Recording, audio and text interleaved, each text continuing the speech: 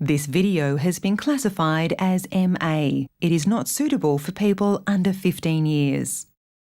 Good game. What is your name? Charles Lee. Why do you ask? So I can find you. Very early on in the project, we settled to do the American Revolution because the first time we just perused through in historical documents and learned more about this interesting period of history. We found out that it was a time for conspiracies and very interesting political conflict, and it was also a global conflict. It wasn't only happening in America. Like Europe at the time was watching very closely what was happening in that. It was basically a British Civil War.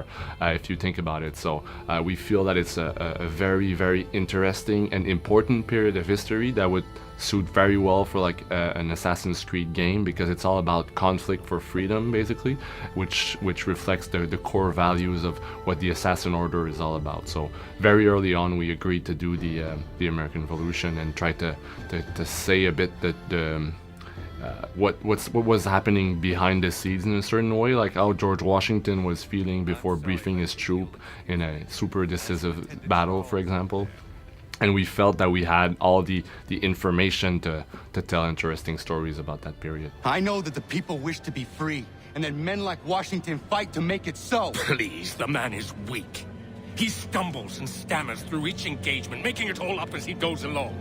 His pedigree is pathetic, his military record... When we started the development on Assassin's Creed 3 years ago, the first thing we said is that we need to have a new version of the engine. So we came up with Anvil Next. Basically, Anvil Next is about... The first thing that comes to mind is the ocean simulator that we have for the naval battles. It plays a big part. We can tweak a lot of different parameters, like the height of the waves, the speed of the wind.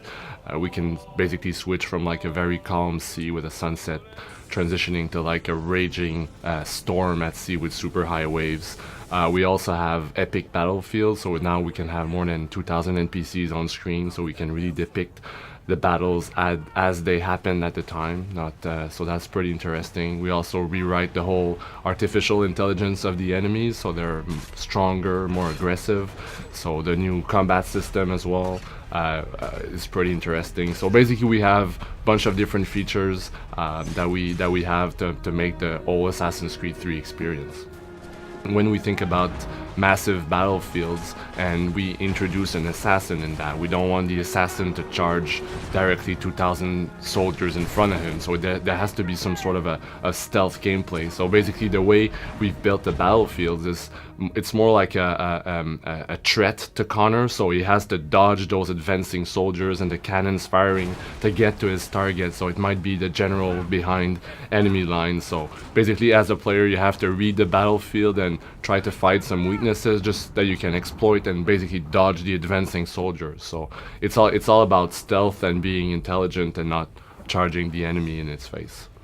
Ezio was loved by the fans. He was a very popular character. The development team loved Ezio. We love to make stories with Ezio, but we feel that after 3 games that we need to bring a new hero to the table. So we basically have Connor, who's half native, half English, and it's Assassin's Creed 3 is his story spanning 30 years around the American Revolution. So we're pretty happy with Connor.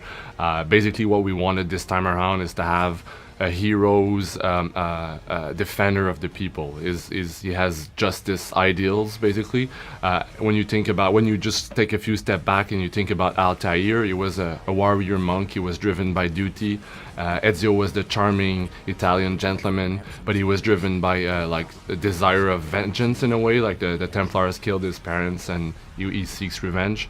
With Connor, he's, like I said, he's a defender of the people. So the whole direction of the game is really to engage with different people in need and help them out. And we feel that it's a way to portray the American Revolution in a much more personal way. So that's the overall direction that we have for the game and for the character. There is no time. I will have to chance a direct approach. That's twice today you've proposed the impossible. I see no other choice. Not because you're mad as a March hare, son. I expect an apology on my return. When we decided to do a story about the American Revolution, it was important for us to not get lost in that big conflict, because Assassin's Creed is at heart about assassins versus Templars. So we wanted a character that was that would start out neutral in that conflict. So having a Native American, so half Native American, half English, enabled us to have a hero that wouldn't take sides at first. There was a lot of Native American nations that were neutral. Connor is part of the Mohawk tribes, so they are neutral at first in the conflict. So having a hero position as neutral enabled us to really focus on assassins versus Templars and not necessarily versus British versus rebels. So that enabled us to tell the story we wanted to tell. We can't really do the American Revolution without doing the forest.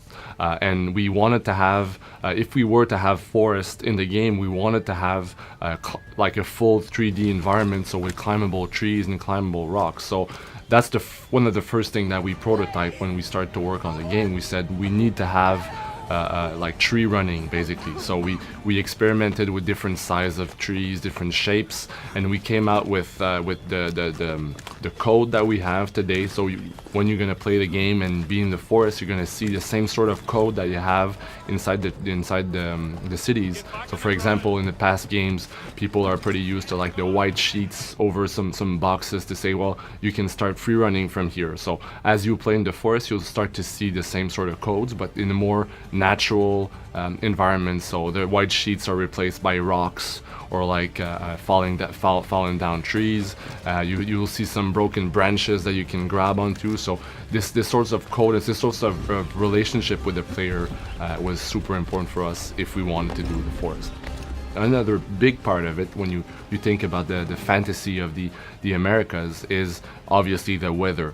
The snow played a big portion of it in history. Like some battles were lost because of the weather, more than advancing troops or firing troops. There was a lot of casualties because of the extreme weather that was at the time. So we had to include snow in the game, but we didn't want to treat it as a simple white texture over the map. We wanted to have different levels of snow that will impact the gameplay. So a lot of snow will slow down your movement as well as your enemies. So you're encouraged to go in the trees and use that as an advantage. For us, the snow was more gameplay than only like visual, if you want. So we wanted to give that opportunity to the player.